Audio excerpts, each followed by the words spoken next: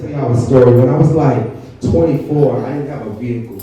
And I think I came up with like $400. And I found a car for $400. You know what I mean? But it was a manual transmission. It was a stick shift. I never drove a stick shift. So I got in this car and immediately started trying to drive manual transmission. Every time I came to a stop, what happened? It turned off. I didn't know how to do that. I kind of just jumped in and started going, thinking that thinking that I was good. But so I talked to a family member about, hey bro, this is the only car I got. I need to learn how to drive manual transmission quick.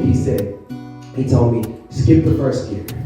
Skip the first gear, and it'll be a little bit laggy, but it'll keep your car from turning off whenever you start driving after you come to a stop. So I did that, and for like a year, or like 6 months to a year, I'm driving like this, skipping the first gear. You know what I'm saying? So after a while of skipping the first gear, I started messing up my transmission, messing up the clutch and whatnot because I was skipping the first gear.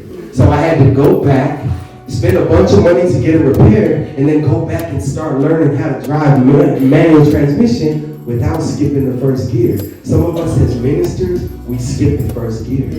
We skip the first gear. The first gear is what? Discipleship.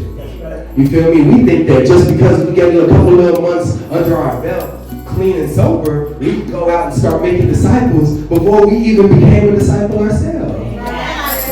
Guys, stop skipping the first gear. It don't matter how long you've been walking with God. If you wasn't discipled the right way, it's no thing to come over here and to sit down and get discipled and do this thing the right way. And sometimes if the devil can't make you backslide, he'll make you front slide. He'll make you get ahead of God. Don't get ahead of God. Stick with God, and God will stick with you. God bless you. Don't skip the first